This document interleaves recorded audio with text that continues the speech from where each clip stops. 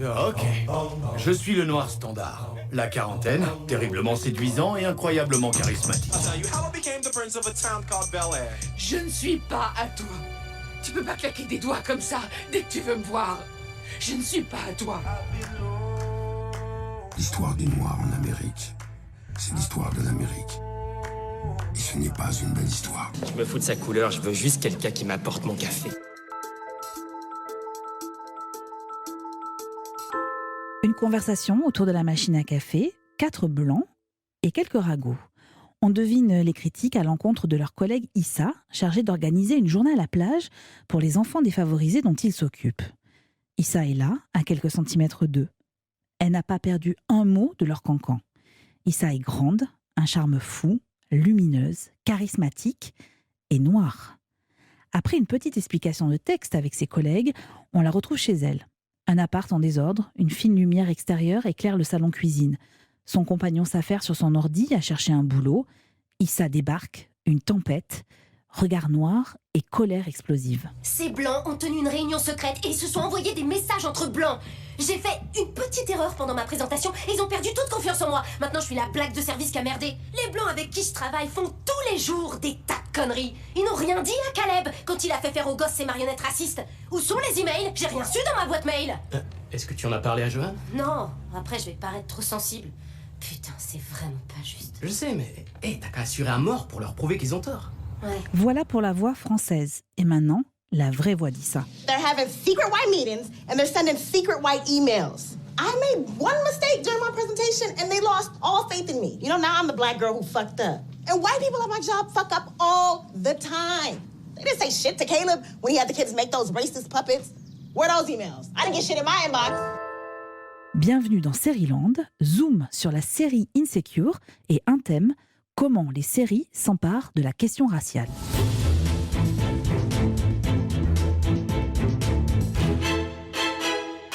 Sérieland, c'est le podcast qui vous raconte les séries par celles et ceux qui les aiment et les font.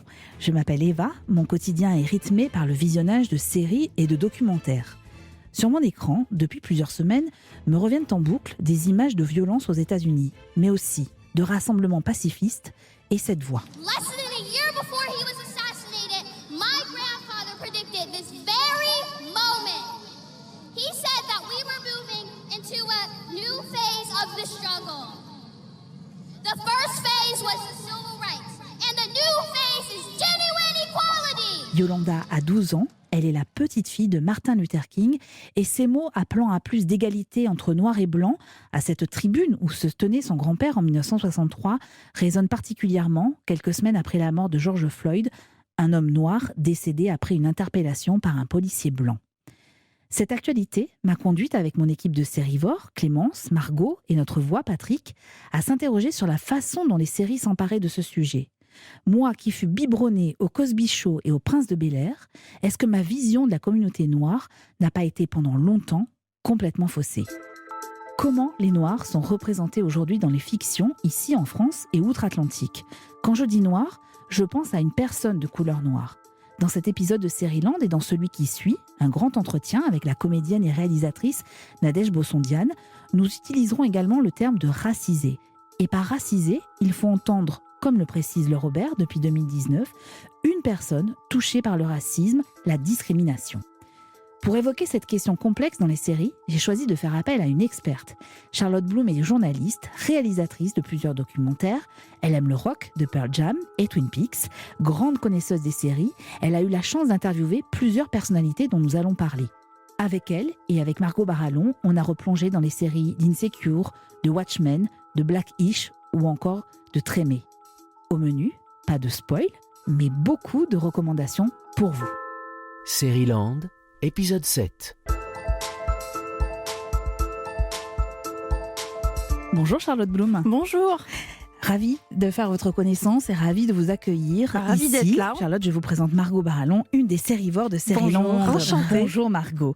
Avant de commencer, je me dois de vous alerter, Charlotte. Sérieland, vous venez de l'entendre, c'est un podcast garanti sans spoil. Alors à tout moment, si vous fautez, Patrick, notre voix, peut intervenir et vous mettre un carton rouge. Oh Vous là êtes là. d'accord pour la... Prête. Voilà, c'était le petit avertissement du début. Je vous propose de regarder ensemble comment les séries se sont attaquées à ce problème de la représentativité des Noirs, les hommes et les femmes noires. Et pour cela, je voulais revenir sur une série, moi, qui m'a enchantée, Insecure. 4 saisons, 34 épisodes à voir sur OCS. Une série portée par une femme lumineuse, Issa Rae, que vous avez eu la chance d'interviewer, je crois. Lumineuse, ça lui va très bien. Je la trouve comme ça. Voilà, elle éclate à l'écran, quoi. On ne voit que elle. Elle incarne dans Insecure Issa, une jeune femme qui s'apprête à avoir 30 ans et qui a décidé de remettre en question à la fois ses convictions et sa vie personnelle. Tout ça va être bousculé. Une série rythmée par des remarques sur les différences entre noirs et blancs, comme dans cet extrait où elle s'imagine ce que sa collègue blanche pense des femmes noires. Les femmes noires diplômées se marient d'autant moins que leur niveau d'études est élevé. Le bon côté des choses, c'est que beaucoup de femmes noires sont travailleuses et s'épanouissent dans leur métier. Mais ensuite, reste un faible pourcentage de femmes pathétiques qui n'ont ni l'un ni l'autre. Elles n'ont pas d'utilité. Charlotte Boom, qu'est-ce que vous pensez de cette série Insecure ? Moi, j'adore Insecure. J'adore ce personnage d'Issa Rae, qui est un personnage hyper fragile. En tout cas, en début de saison 1, et qui, tout doucement, va apprendre à arrêter de s'excuser. C'est une femme qui s'invisibilise elle-même. C'est-à-dire que sa condition de femme noire, non seulement autour d'elle, on va toujours l'exclure, on va toujours la mettre de côté, mais en plus, elle-même va finir par se convaincre que c'est ça sa place. Sa place, c'est à l'arrière. Et tout au long de ces 4 saisons, sans spoiler, on va la voir s'épanouir et on va la voir prendre confiance en elle. Après, elle est aussi la créatrice de la série, donc elle y raconte ce qu'elle avait besoin d'entendre, elle, sûrement en tant que petite fille, et ce qu'elle veut que les jeunes filles aujourd'hui entendent, parce que c'est le grand problème de la représentativité des gens, mais de tous les gens, de toutes les minorités, raciales ou sexuelles, n'importe lesquelles, à la télévision ou au cinéma, c'est que si on ne se voit pas, on n'existe pas. Et une personne comme Issa Rae, sa décision, c'est « je vais vous montrer qu'on existe ». Et d'ailleurs, elle est militante au quotidien. La série repose évidemment sur ses épaules, mais elle est quand même la représentante de cette nouvelle génération de femmes, productrices, actrices, militantes féministes et militantes pour les droits des minorités. Bien sûr. Alors, ce qui est important, c'est de se rendre compte que quand on donne la parole à ces femmes, elles ne la prennent pas pour ne rien dire. Moi, je trouve ça génial. C'est qu'en fait, on leur donne tellement peu que quand elles l'ont, elles ne la lâchent plus et elles l'utilisent pour toutes les causes possibles et imaginables. Une femme noire à qui on donne enfin la parole, elle ne va pas la garder pour elle, en fait. Elle va parler de sa communauté, elle va parler de ses sœurs, elle va parler des problèmes qui sont autour d'elle. Et Issa Rae fait partie de ces grandes voix comme une Ava DuVernay, comme une Shonda Rhimes, comme une Oprah Winfrey. Et on voit toutes ces femmes qui se serrent les coudes et qui se soutiennent et qui parlent des problèmes les unes des autres. Cela dit, elle ne se montre pas sans défaut dans sa série. C'est vrai. Sa meilleure amie non plus n'est pas sans défaut dans sa série. Donc elles ne sont pas dans un fantasme de la femme noire parfaite. Ce sont des femmes. Margot ? Alors justement, ça c'est très intéressant et vous parliez d'une femme fragile alors que très souvent les femmes noires, il y a ce mythe de la strong black woman qui revient dans énormément de séries où en fait pour exister, elles doivent être extraordinaires. Si je pense à Miranda Bailey dans Grey's Anatomy, à la fin elle devient chef du service de chirurgie et c'est vraiment une femme qui a un parcours assez exceptionnel. Et là justement, dans Insecure, c'est pas ça, en tout cas au début. Mais c'est le cliché de la femme noire en colère, c'est pas un cliché de fiction. Beaucoup de mes amis se plaignent de ça. C'est-à-dire qu'on attend d'elles que ce soit des femmes noires en colère et pas des femmes noires qui soient des femmes avec des problèmes et des femmes qui s'expriment comme n'importe quelle femme. Moi, ce que je trouve très beau aussi dans Insecure, c'est que elle traite ses personnages féminins et masculins, qu'ils soient blancs, qu'ils soient noirs, de la même façon. Par exemple, c'est quand même une des rares séries qui va montrer des scènes de sexe entre 2 personnes noires, comme on filme dans toutes les séries des scènes de sexe entre 2 personnes blanches. Et les scènes de sexe entre 2 personnes noires sont ultra rares. Et elle va les filmer de la même façon parce qu'il n'y a aucune raison de faire une différence. Alors, ce que j'aime beaucoup aussi dans Insecure, c'est évidemment toute la galerie de personnages qu'il y a autour d'elle, et notamment une de ses meilleures amies, Molly, qui est avocate. C'est un peu ce qu'on appelle l'executive woman, la femme qui a réussi. On va la retrouver dans son cabinet avec un confrère blanc. Extrait en version française, les voix, c'est pas vraiment ça. J'arrête pas de dire à Ashley qu'on a un bébé en route et que c'est pas le moment de construire une terrasse. Oh, arrête un peu, tu viens de toucher un gros bonus réservé aux blancs. Comment t'as découvert ça, toi? Oh, regarde, on a une nouvelle stagiaire black. Oh, je vois le genre. Je me fous de sa couleur, je veux juste quelqu'un qui m'apporte mon café. Je te retrouve plus tard, d'accord? Ok, à plus. Hey, salut. Je m'appelle Molly, je suis l'une des associées. T'assures à mort. J'aime que les gens comme nous accèdent à des postes haut placés. Eh bien, merci beaucoup. Mais je sais que tout est nouveau pour toi, alors si tu as besoin d'aide, n'hésite pas. Ah, c'est gentil. Molly? C'est ça. Enchantée. Mon nom, c'est Rachida. Mais tu peux m'appeler Dreadlocks? D'accord. Dreadlocks, d'accord. Alors, la traduction est absolument horrible parce que si vous lisez les sous-titres, vous ne verrez absolument pas les termes de Rachida et de Dreadlocks. Et puis, quand le personnage que Molly rencontre lui dit « J'aime les femmes noires qui arrivent à ce poste de responsabilité », elle représente quoi pour vous, Molly, Charlotte Bloom? Elle représente un personnage qui réussit, déjà. C'est un autre problème des personnages noirs dans les séries. Moi, il n'y a pas très longtemps, j'ai interviewé un des acteurs de Lovecraft Country, Jonathan Majors, qui me disait « C'est la première fois que je joue pas un dealer ». Énorme problème. Pourquoi est-ce qu'on ne veut pas accepter que de la même façon que les femmes noires ont les mêmes problèmes que les femmes blanches, elles peuvent accéder à des hauts postes? En fait, on a tous les clichés possibles et imaginables à briser. Et en fait, on est en train de briser les clichés qu'on donnait aux femmes blanches. Les femmes blanches dans les séries maintenant arrivent à toutes ces qui ne sont pas des privilèges. Voilà, j'ai pas envie d'utiliser ce mot. C'est la normalité. On doit accéder à des hauts postes nous aussi, et c'est pas un privilège, c'est parce qu'on travaille. Et maintenant qu'on a brisé ça pour les femmes blanches, on est en train de le briser pour les femmes racisées. En fait, on a un temps de retard pour les femmes racisées. C'est comme si on faisait tout par étapes et qu'il fallait à chaque fois faire accepter au public. Et quand je dis faire accepter au public, pardon, mais je dis faire accepter aux hommes qu'on va montrer ces personnages comme ça. Et le personnage de Molly, c'est une femme qui travaille énormément, on la voit, qui rentre à des heures pas possibles au boulot, qui a du mal à trouver un mec parce que souvent elle est supérieure à eux économiquement. Elle est très forte, elle est très sûre d'elle, elle est habillée en working woman. Voilà, elle a aucun cliché de ces nanas de Los Angeles qu'on montre avec un espèce de bagou too much, etc. Donc c'est presque une femme blanche, en fait, Molly, quelque part. Est-ce que vous la trouvez moderne, cette série, Insecure? Je la trouve moderne dans son propos, je la trouve pas moderne dans sa réalisation. Mais ça, c'est un autre problème. Par ailleurs, c'est bien de préciser aussi qu'elle est souvent réalisée par des femmes noires. Oui, ce qui, ça aussi, est malheureusement une énorme rareté. C'est-à-dire que déjà, des séries réalisées par des femmes, c'est une catastrophe. On est à 10%, je crois, des réalisateurs, réalisatrices, enfin des femmes, c'est 10% des réalisateurs. Et alors les femmes noires, c'est une catastrophe. Donc c'est important de rappeler que là, il a été volontairement désiré de donner du travail à toutes ces femmes noires qui n'en trouvent pas parce qu'on leur en donne pas. Donc des séries comme Insecure ou des séries comme celle d'Ava DuVernay, on va faire appel à ces femmes. Alors la série, évidemment, je la trouve moderne, notamment pour ces histoires de scènes de sexe, pour la façon dont on parle des inégalités au travail, c'est hyper important. Après, dans sa structure, dans sa réalisation, dans la façon dont elle raconte, c'est extrêmement classique. Enfin, elle se distingue pas de Girls ou d'autres séries qu'on a eues pendant la dernière décennie. Vous avez rencontré Issa Rae ? Oui, j'ai rencontré Issa Rae, qui est le plus grand soleil que j'ai rencontré de ma vie. Elle est extraordinaire. Et en fait, ce qui est génial, c'est qu'on peut parler avec elle des inégalités raciales de manière très calme. Voilà, ce cliché de la femme noire en colère, il n'existe pas chez Issa Rae. Et elle est extrêmement optimiste. C'est-à-dire que moi, en face d'elle, j'étais plus pessimiste qu'elle. Elle sent qu'elle est un rouage de ce truc qui est en train de se décoincer tout doucement. Elle y croit. Elle y croit et surtout, je pense, mon analyse l'ayant rencontrée, j'ai passé une demi-heure avec elle, ça m'a laissé le temps de l'observer, de voir comment elle me parlait. Elle s'oblige à rester positive, elle s'oblige à continuer à sourire, elle s'oblige à dire on va y arriver parce que si elle lâche, tout lâche. Ah oui, mais c'est un... énorme responsabilité. Et c'est ce que j'allais vous dire, c'est presque grave de dire elle s'oblige. Oui. Après, comme toutes les femmes qui ont des responsabilités, elle va dire ce n'est pas une responsabilité, c'est un honneur.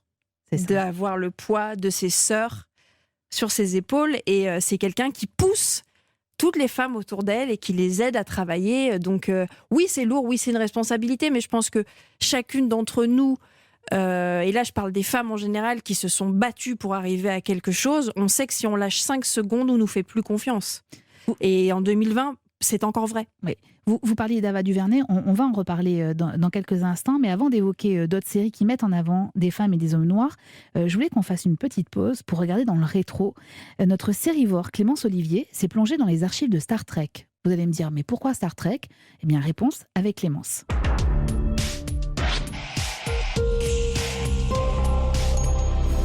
Clémence Olivier, agent coulisses de Série Land. Pour vous parler de la représentation des Noirs dans les séries, j'aurais pu évoquer Atlanta ou Nola Darling n'en fait qu'à sa tête, la série adaptée du film éponyme de Spike Lee. Mais en cherchant, je suis tombée sur une histoire qu'il faut absolument que je vous raconte. Elle concerne Star Trek.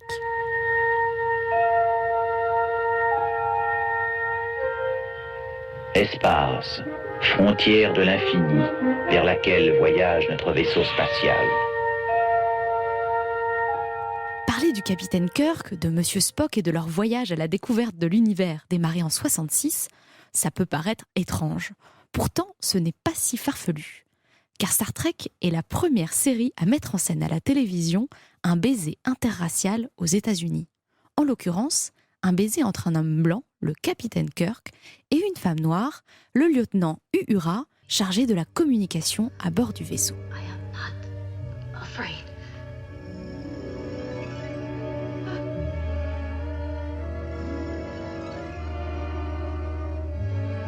Cette scène peut vous paraître anodine aujourd'hui.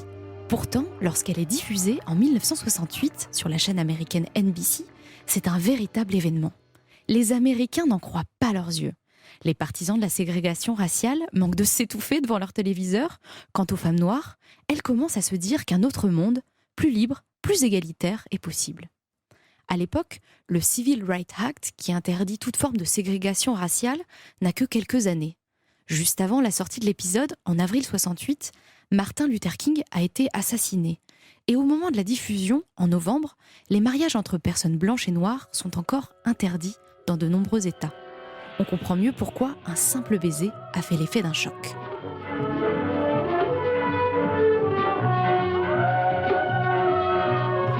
Ce baiser a été souhaité par le créateur de Star Trek, Gene Roddenberry.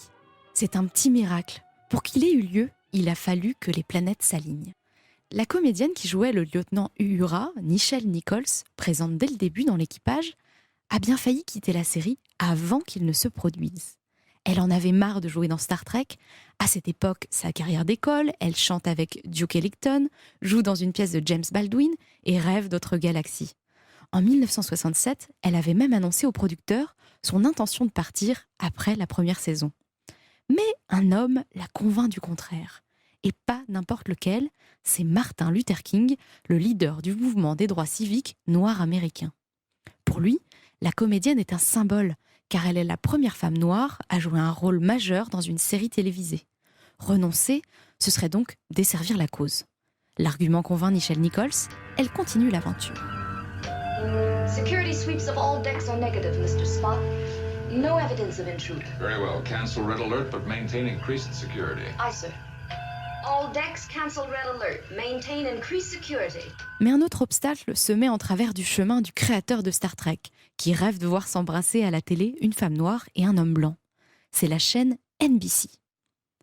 Les producteurs refusent qu'un baiser interracial fasse partie du scénario de la série. Et peu importe si dans l'épisode, les deux personnages sont amenés à s'embrasser parce que de vilains extraterrestres les y ont forcés. Alors, quand ils se rendent compte que le baiser entre Kirk et Uhura vient d'être tourné, ils sont furieux. Ils imposent l'enregistrement d'une autre scène sans embrassade.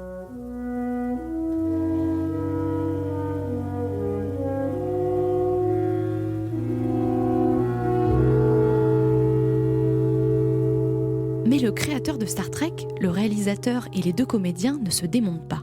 Ils rusent. Ils font en sorte de rater toutes les nouvelles prises. Et leur stratagème fonctionne. NBC n'a plus qu'à céder. Le baiser sera diffusé devant une Amérique déconcertée.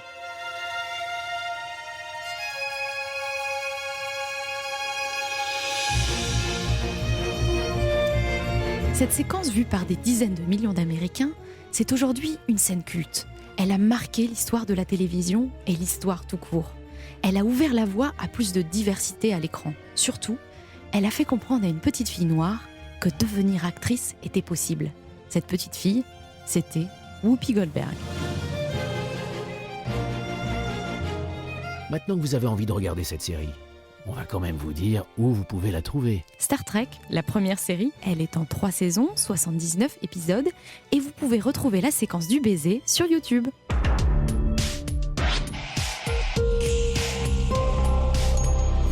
Vous connaissiez cette histoire, Charlotte Bloom, de Oui, Star oui, Trek. je la connaissais. Alors là, c'est très beau comme elle est racontée d'ailleurs. Très belle chronique, bravo, j'ai oublié le prénom de la Clémence. jeune fille. Clémence. Très belle chronique, Clémence. C'était vraiment très, très, très chouette, très doux. C'est fou de se dire qu'on est en 68 et que ça a été une bagarre improbable pour que ce baiser puisse avoir lieu. Moi, je regarde, comme vous, des séries à longueur de journée et j'ai pas l'impression qu'on ait beaucoup progressé sur les couples interraciaux. Après, il y a un truc qui est très important dans ce qu'elle dit, c'est qu'elle rappelle la chaîne. Et à l'époque, le nombre de spectateurs, là, on est sur une chaîne hertzienne, est énorme. Donc, c'est pas l'impact qui peut avoir Insecure aujourd'hui sur HBO. Bien sûr. N'est pas du tout, est tout petit par rapport à l'impact que ce baiser-là a pu avoir vu par des millions de téléspectateurs. Donc c'est encore plus important. Les femmes noires se sont imposées dans le paysage audiovisuel américain dont vous parlez, notamment dans l'univers des séries. Je pense à la productrice de Grey's Anatomy ou de Scandale, Shonda Rhimes, mais aussi à la réalisatrice Ava DuVernay, à qui on doit une mini-série absolument remarquable sur Netflix, Dans leur regard, qui revient sur un fait divers, le viol d'une joggeuse en 1989 à Central Park. 5 garçons, 4 noirs et un hispanique, qui étaient présents sur les lieux, sont arrêtés, condamnés sur la base d'aveux que la police leur a soutirés. Leur procès se déroula dans un contexte de forte tension raciale. Extrait de la bande-annonce. Aujourd'hui débute l'un des procès les plus attendus de l'histoire de New York. 5 adolescents sont accusés de multiples crimes et délits, dont le viol, les sévices sexuels et l'agression. Mais j'aurais dû mieux faire et me rappeler comment réagir dans un commissariat. C'est en partie ma faute si t'es ici. La culpabilité, ça ne change rien au passé et ça n'influencera pas le futur. Il y a eu injustice à partir du moment où 2 jeunes garçons, des mineurs, ont été interrogés sans que leurs parents soient présents. Ils ont été contraints de faire de fausses dépositions. Ils ont inventé une histoire de toutes pièces et vous l'avez tous gobé. La communauté n'a pas abandonné. Et ces familles n'ont jamais abandonné. Ne te dis jamais que tu es seule. En quoi Ava DuVernay a changé les choses et son parcours est exemplaire dans le milieu des séries pour vous, Charlotte Bloom? Alors pour moi, son parcours, il est exemplaire partout. C'est-à-dire qu'elle fait des documentaires, elle fait du cinéma, c'est elle qui a réalisé Selma, qui était produit par Oprah Winfrey.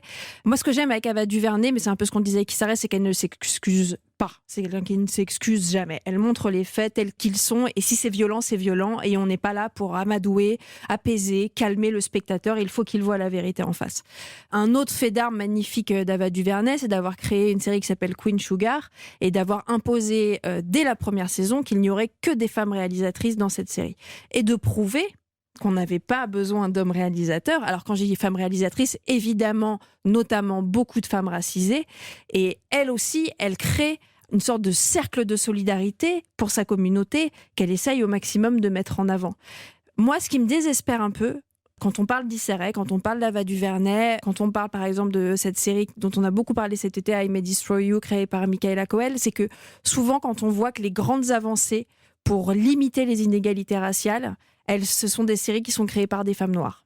Mais c'est ce que comme j'allais s'il y vous avait que demander. les femmes noires qui voyaient que le monde va mal. Les hommes noirs ne sont pas si présents dans cette thématique-là. Les hommes noirs restent des hommes. Ouais. Après, les exemples sont extrêmement rares de réalisateurs noirs à succès. Donc le problème est toujours là. Et souvent, ce sont les femmes noires qui prennent les choses en main, en tout cas dans ce milieu-là. Je veux dire, une réussite comme la réussite de Shonda Rhimes, qui est la seule créatrice de série au monde à avoir sa case, je crois que c'est le jeudi soir. Exactement, le jeudi soir, oui, voilà, aux États-Unis. qui a son Shondaland. Alors maintenant, chez les hommes, on a un Ryan Murphy qui peut être à peu près au même niveau. Mais elle a réussi quelque chose d'extraordinaire. Oprah Winfrey a réussi quelque chose d'extraordinaire. Là, on parlait dans la critique de Whoopi Goldberg. Toutes ces femmes-là, elles se battent. Mais moi, je m'interroge vraiment sur pourquoi ce sont des femmes noires qui font le boulot. Et vous avez la réponse ou pas ? Non, je l'ai pas. J'adorerais que quelqu'un me l'apporte. En ce qui concerne, en tout cas, les séries d'HBO, donc Insecure, donc I May Destroy You, il y a ce réflexe d'HBO de donner moi, ce que j'appelle un peu des séries fauchées, mais en tout cas des séries avec pas beaucoup de budget, mais beaucoup de liberté aux femmes. On l'a vu avant avec Lina Dunham qui était blanche, mais avec Girls. Donc il y a bien une décision en termes de pouvoir des gens qui sont producteurs, qui ont l'argent, c'est eux qui disent quand même au départ, on va faire l'effort, parce que c'est un effort de donner cet argent pour qu'il y ait des productions réalisées par des femmes noires. Oui, mais ils sont rares. Ils viennent généralement de plateformes ou de chaînes câblées. Ça, c'est un vrai problème. Shonda Rhimes, sur les grands networks, c'est la seule qui a vraiment percé comme ça. Je sais que Michaela Coel, à l'origine, elle devait être sur Netflix, mais qu'elle a eu ce courage merveilleux de refuser de leur vendre leur série parce qu'elle perdait ses droits. Et que la série leur appartenait et que c'est son histoire et que c'est son viol qu'elle raconte dans cette série, qu'il est hors de question qu'on lui en retire son viol. Enfin, moi, je trouve ça aberrant qu'une chaîne ose dire à une femme, on va vous acheter votre viol. Enfin, c'est quand même fou, quoi. Donc, c'est HBO qui a récupéré le bébé en lui laissant ses droits. Cela mérite quand même une petite précision. I May Destroy You est la série à découvrir absolument sur OCS. Une seule saison de 12 épisodes. L'histoire d'Arabella, jeune femme insouciante qui aime faire la fête et se réveille un matin sans souvenir de la nuit passée. Rapidement, la récurrence de flashs lui font prendre conscience qu'elle a été agressée sexuellement. Un événement qui la pousse à un travail d'introspection. La série évoque notamment les notions de consentement, de culpabilité ou encore de choc post-traumatique. Mais il y a une tradition chez HBO de libérer les nouvelles voix, d'aller chercher des nouveaux auteurs, oui, mais surtout des nouvelles autrices. Pas forcément des autrices racisées. Je pense que Girls, à son époque, a fait son effet. Même si Girls était une série majoritairement blanche et que je trouve que c'est un très gros problème. HBO laisse la parole aux femmes. Alors, j'écoutais votre émission avec Jean-Xavier de Lestrade, qui est, moi, une de mes idoles. Je l'aime tellement. Vraiment, je trouve que c'est un homme extraordinaire. Et réciproquement, enfin, on l'aime aussi beaucoup. Ouais, il est formidable. Et vous parliez des violences faites aux femmes dans les séries, et vous parlez de Big Little Lies. Et pour moi, Big Little Lies est une série à la fois formidable et à la fois très problématique. Parce qu'on a 5 héroïnes, et finalement, la seule qui a le plus petit rôle, c'est l'héroïne métisse. Et c'est comme si elle n'existait pas. Et moi, quand j'ai regardé Big Little Lies, je me suis dit, on parle enfin des violences faites aux femmes, sauf une. Pourquoi elle ? Et je crois qu'il faut vraiment se poser devant chaque série et réfléchir à comment on raconte les histoires pour faire attention. Les inégalités, c'est pas un détail. C'est hyper important. Margot ? Ça, on peut quand même se dire que ça va peut-être changer. Si je reprends l'exemple de Big Little Lies, c'est produit par Reese Witherspoon qui, depuis, s'est engagé avec une autre série dont on parlera plus tard, qui est Little Fires Everywhere, et dans laquelle, justement, là, c'est vraiment 2 héroïnes au même plan, une noire, une blanche. D'ailleurs, elle est coproductrice avec Kerry Washington, qui incarne donc la femme noire. On peut se dire, voilà, depuis Big Little Lies, Reese Witherspoon, qui donc avait vraiment intégré la nécessité de mettre en avant des femmes, intègre aussi celle de mettre en avant une femme racisée. Mais c'était il y a 3 ans. Big Little Lies, c'était il y a 3 ans. Donc on avance, mais on avance tellement doucement. Et là, c'est bien parce que Reese Witherspoon et effectivement Nicole Kidman, toutes les femmes là qui sont en train de devenir productrices, elles ont ça entre les mains, mais prenez-le, quoi. Saisissez-vous de tous ces problèmes. Faites un collectif, je sais pas, faites ce que vous voulez. Je veux dire, le mouvement MeToo, ça m'émeut vachement parce que je ne supporte plus en fait de voir une télé blanche, je ne supporte plus, ça me rend folle. Et le mouvement MeToo, on en parle beaucoup, qui effectivement a libéré la parole autour des violences faites aux femmes. Le mouvement MeToo, il est pas né il y a 3 ans, il a commencé à germer en 2006 par une femme qui s'appelle Tarana Burke et qui, à l'origine, était un mouvement qui était créé effectivement pour aider les femmes heurtées et pour combattre les violences faites aux femmes, mais surtout aux femmes noires. Et il a fallu que les femmes blanches d'Hollywood s'en emparent pour que ça devienne un vrai mouvement. Exactement. Pourquoi ? Alors, cette représentation des Noirs, elle a mis du temps à être traitée par les femmes, comme vous le dites, parce que longtemps, ça a été un point de vue masculin et un point de vue plutôt traité sous l'angle de la comédie. Vous connaissez sans doute ce générique.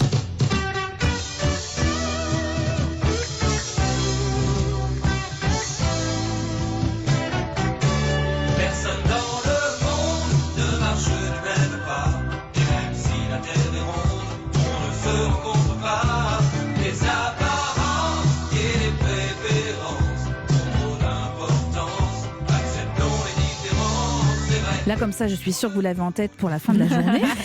Arnold et Willy, mais je pense aussi au Cosby Show. Pourquoi ce registre de la comédie, selon vous, dans les années 80, la décennie 80, où on parle des Noirs, mais sous l'angle de la comédie, avec une constante qui est celle que les personnes, généralement, ces personnes représentées sont riches aussi. Il faut qu'il y ait qu'il y ait de l'argent. Alors, pour le cas du Cosby Show, même si ça nous arrache un peu la gueule de parler de Bill Cosby aujourd'hui, d'accord. mais c'est pas grave, on va parler du Cosby Show. Cela mérite quand même une petite précision. Le Cosby Show a marqué l'histoire de la télévision, plus de 200 épisodes au compteur. La série est alors portée notamment par Bill Cosby, créateur de la fameuse sitcom. L'homme est accusé par plusieurs victimes d'agressions sexuelles et de viols. En 2018, il écope d'une peine de 3 ans et demi de prison pour avoir drogué et agressé sexuellement la sportive Andrea Constant. Le but, c'était quand même d'arrêter de montrer justement ces familles noires pauvres dans la drogue, etc. Il faut montrer toutes les familles. Et c'est exactement la même chose dans Le Prince de Bel-Air. Il y a un désir, il y a une volonté de montrer des familles riches, noires, ne serait-ce que pour le public arrête d'avoir peur d'eux. Enfin, c'est ridicule à dire comme ça. Mais il faut déshabiller les clichés pour que les gens changent leur façon de voir les gens.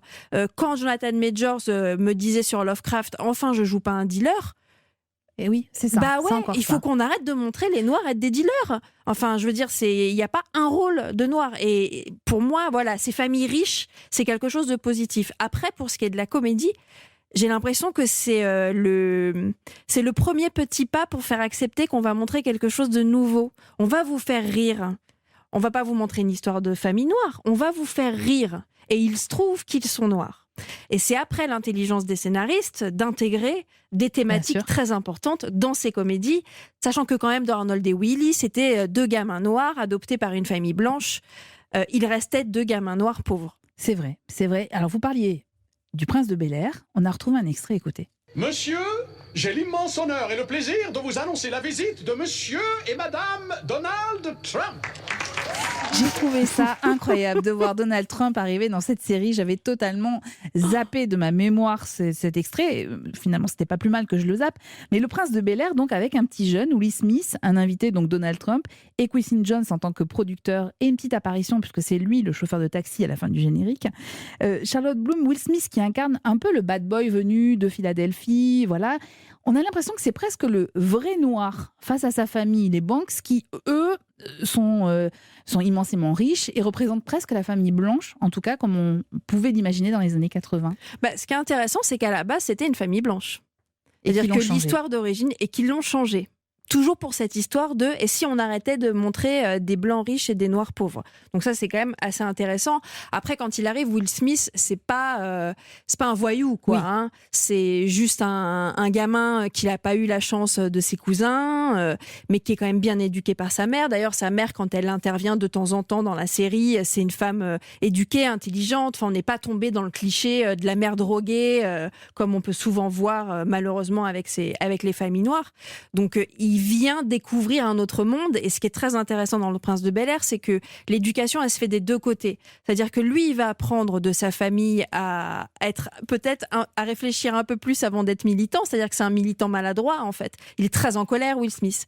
Et sa famille va apprendre aussi qu'il faut arrêter de regarder de haut les noirs de la classe moyenne. Donc en fait, chacun va apprendre de l'autre. Moi, je trouvais ça génial, Le Prince de Bel-Air.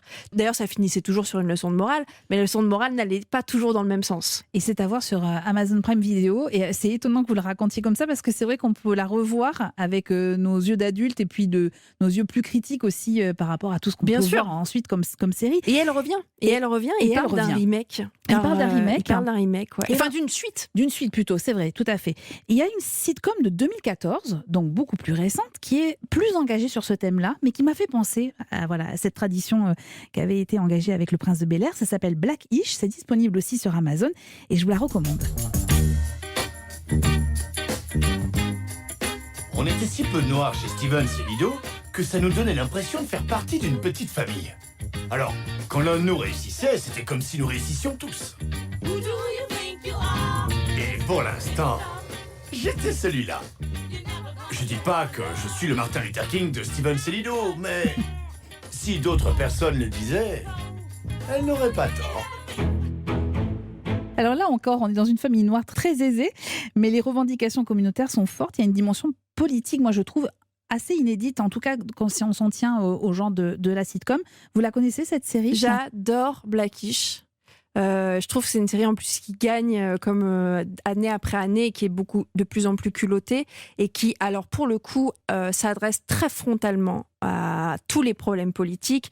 Les bavures policières, ça fait des années qu'ils en parlent. Il y avait, je ne sais plus malheureusement dans quelle saison, un épisode où toute la famille était assise devant la télé en train de pleurer parce qu'ils voyaient que le flic qui avait tué un gamin noir était libéré. On a des réunions au boulot où on parle de l'élection de Trump de manière hyper violente et où on découvre qu'une des collègues a voté pour Trump et on lance des débats. Toutes les inégalités, tous les problèmes communautaires sont attaqués de manière drôle, et frontale. Et vraiment, souvent, on chiale. Oui. C'est-à-dire qu'effectivement, c'est une comédie, mais c'est raconté de manière tellement forte.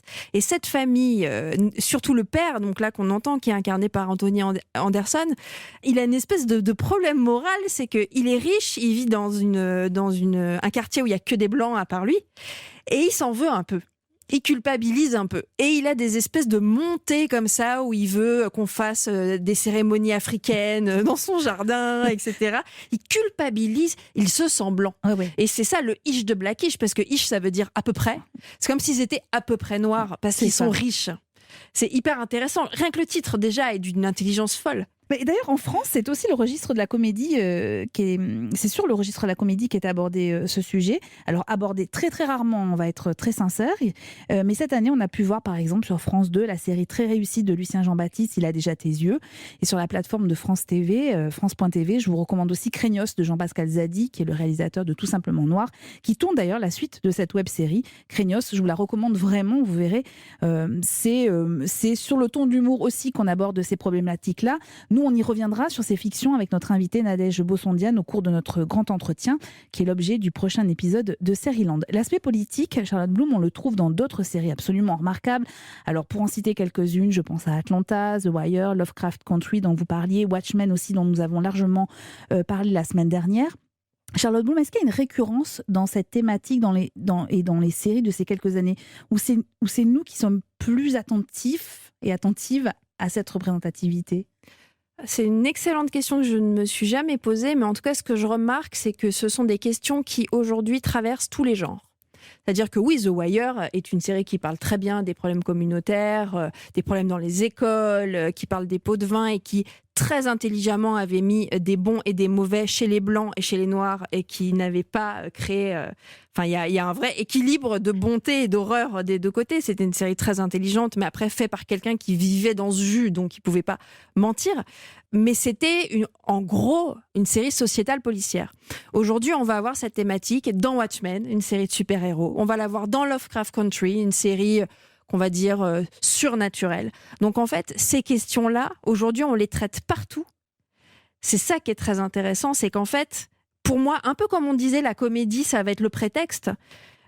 Peut-être que le genre, aujourd'hui, c'est le nouveau prétexte pour aborder des questions très frontales. Parce qu'effectivement, Watchmen qui parle des massacres de Tulsa, ou bien Lovecraft Country qui parle des lois de Jim Crow, qui parle du Green Book, etc. C'est des vrais cours d'histoire. Et pourtant, à la base, c'est des séries de divertissement. Margot ? C'est là aussi qu'on peut se dire que les choses vont changer à partir du moment où on touche tous les genres, où la politique est partout. On va aussi toucher un public de plus en plus large et donc on va réussir finalement à imposer aussi cette représentativité permanente avec des séries qui marchent très largement. Nous, on est positifs à Série-Land. Vous avez vu, Charlotte Bloom ? Vous êtes d'accord avec Margot ? Complètement. J'ai laissé ma combinaison gothique à la porte et je suis venue avec mon optimisme. Alors moi qui suis fan de jazz, évidemment, Trémé est une série que j'affectionne particulièrement. Trémé, c'est une série en 4 saisons et 36 épisodes disponibles sur OCS et ça raconte la vie des habitants de la Nouvelle-Orléans après le passage de l'ouragan Katrina et notamment comment les musiciens tentent de redonner vie à cette ville et à leur propre existence. Tu sais, la Nouvelle-Orléans à la Côte-Grave. Je sais, oui. Il a la folle tous de la Nouvelle-Orléans, de sa musique et de ses pauvres habitants. Charlotte Bloom, comment vous la trouvez, cette série, Trémé ? C'est une série créée par David Simon, oui. Le même créateur que The Wire, l'homme politique de la série américaine, quelque part. Blanc, absolument, mais qui a vécu à Baltimore, dans une ville très, très diversifiée, qui a travaillé avec des flics, donc qui a vu des choses horrible et qui est sensible en fait à ces causes-là. Et quand il raconte la Nouvelle-Orléans, il la raconte avec Eric Overmeyer, ils sont deux, qui lui est un habitué de la Nouvelle-Orléans, et il ne supporte pas l'injustice qu'on ne raconte pas la presse. C'est-à-dire qu'on a raconté qu'il y avait un ouragan qui était passé, et puis une fois qu'il était passé, plus personne n'en avait rien à foutre. Sauf que qu'est-ce qu'ils sont devenus ces gens ? Qui a reconstruit leur maison ? Comment ils ont fait pour survivre ? Et Trémé, c'est vraiment une histoire de solidarité, c'est une histoire de survie par la musique, c'est une histoire où on brise les frontières des communautés, on a des personnages blancs, des personnages noirs qui se tiennent la main, qui vivent la même chose au même moment, de la même façon, et il n'y a pas de différence de classe. C'est ça aussi que j'aime beaucoup dans Trémé. En fait, on remet de l'humain. On ne peut pas raconter des histoires humaines qu'en mettant des faits divers blancs comme on a dans toutes les séries de tueurs en série, même les bonnes, hein, c'est pas la question, mais il faut aller voir partout. L'ouragan Katrina, c'est comme s'il avait disparu du jour au lendemain. Et ça, c'est quelque chose que David Simon n'a pas supporté, et il a décidé de raconter cette histoire. Et d'ailleurs, il a tellement voulu raconter cette histoire qu'apparemment, il a rendu une partie de son salaire pour pouvoir financer les derniers épisodes, tellement il y tenait. Et oui, c'est un homme blanc, mais c'est un homme blanc conscient, comme on doit tous l'être.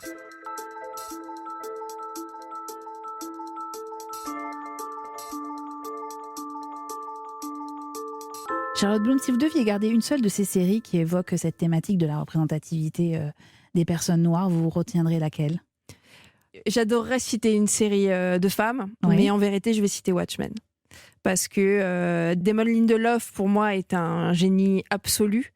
Pour moi, Watchmen a vraiment été un cours d'histoire, et je pense qu'il a fait prendre conscience à plein de gens de l'histoire de cette Amérique. Voilà, on avait un petit in tout à l'heure dans votre générique qui dit l'histoire de l'Amérique, c'est l'histoire du peuple noir, et elle n'est pas jolie. Qui était un extrait du documentaire I'm Not Your Negro de Raoul Peck. Et cette phrase, elle est très importante. Et on peut plus raconter James Baldwin, et on peut plus raconter l'histoire de l'Amérique sans raconter l'histoire terrible, ce qu'ont vécu, la ségrégation, l'esclavagisme, etc. Et Watchmen est un merveilleux produit pop qui n'oublie pas l'histoire de son pays. Pour moi, c'est un peu la perfection. Alors moi, de mon côté, je vous recommande aussi Hollywood sur Netflix. Cet épisode pour évoquer la cité du cinéma au lendemain de la Seconde Guerre mondiale. Je ne sais pas pourquoi cette série m'est revenue en tête en travaillant sur le sujet de la représentativité des Noirs. Vous comprendrez ce qu'est être une femme actrice noire à cette époque. Une série créée par Ryan Murphy. Et Margot, vous aviez aussi une série à nous conseiller.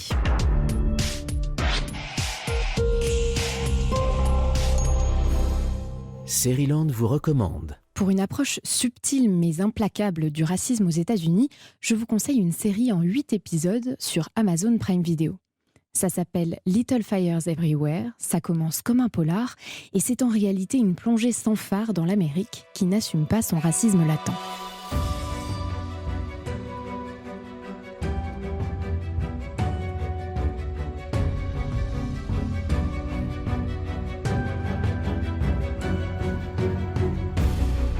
Nous sommes à la fin des années 90, à Shaker Heights, une petite bourgade bien chic et bien blanche dans l'Ohio.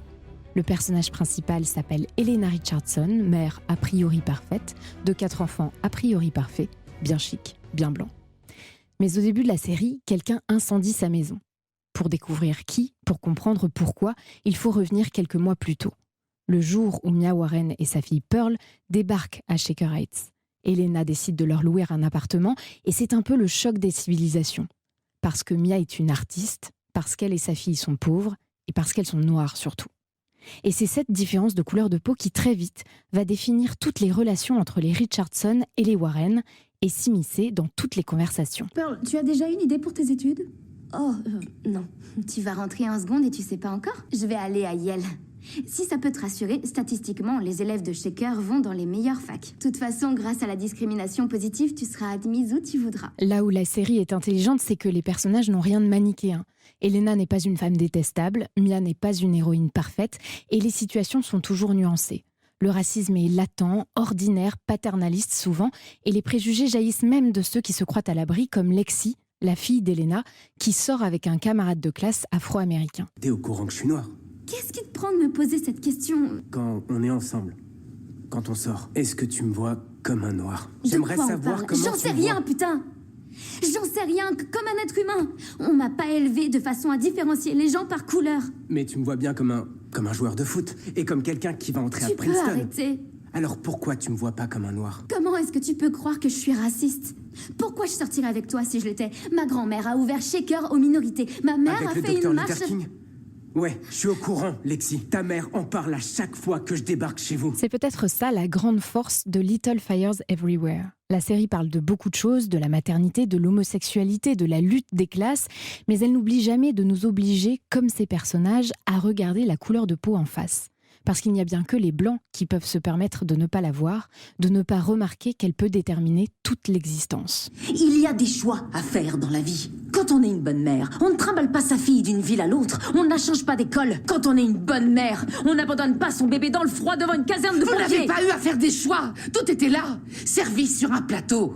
Vous êtes blanche, vous êtes riche, vous n'avez jamais eu à vous battre pour quoi que ce soit. Encore une différence entre vous et moi. Je n'en aurais jamais fait une question raciale. Alors la série doit beaucoup à ces deux actrices principales, Reese Witherspoon et Kerry Washington, qui sont aussi coproductrices. Ce qui est intéressant, c'est que Little Fires Everywhere est l'adaptation d'un roman écrit en 2017 par l'américaine Celeste Ng. Mais dans le roman, la couleur de peau de Mia n'est jamais mentionnée. C'est lorsque la série a été produite que sa créatrice a décidé d'en faire une femme noire. Un geste forcément politique dans l'univers de la série qui a longtemps ressemblé à cette ville de Shaker Heights, bien chic, bien blanc. C'était Margot Barallon, agent conseil de Seriland. Merci infiniment Charlotte Bloom de nous avoir accompagnés. Merci à vous de m'avoir invitée. À vous qui nous écoutez, je vous conseille les émissions de Charlotte Bloom, Story Series, à voir sur OCS et vous pouvez la suivre également sur les réseaux sociaux. À propos des séries évoquées dans cet épisode de Seriland, vous pouvez retrouver Insecure, Trémé et Watchmen sur OCS. Dans le regard et Orange is the New Black sont à voir sur Netflix. Blackish et Le Prince de Bel-Air sont disponibles sur Amazon Prime Video. Comme toutes les semaines, je vous quitte avec une réplique d'un de nos héros préférés. La parole est à Chandler dans Friends. Imagine que Martin Luther King ait dit « J'ai fait un rêve, mais j'ai pas envie d'en parler ».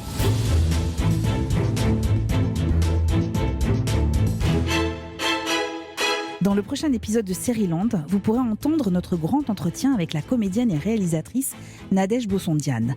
Après avoir débuté au cinéma et au théâtre, elle s'est fait connaître dans le rôle de la commissaire Douala dans Plus belle la vie. Avec elle, nous reviendrons sur cette question de la représentation des minorités dans les séries, un entretien cash à découvrir jeudi. Seriland est un podcast d'Europe 1 Studio, produit par ma fée, Adèle Ponticelli, réalisé par Christophe Pirot et concocté en coulisses et en plateau par Clémence Olivier et Margot Barallon, que je remercie. Si cet épisode vous a plu, écoutez le suivant qui arrive très vite, mais surtout parlez-en autour de vous, commentez, faites-nous part de vos retours, de vos séries préférées. Partagez avec nous votre enthousiasme, mais attention, dans Seriland, il y a une règle, pas de spoil, et puis abonnez-vous, comme ça on ne se quittera plus.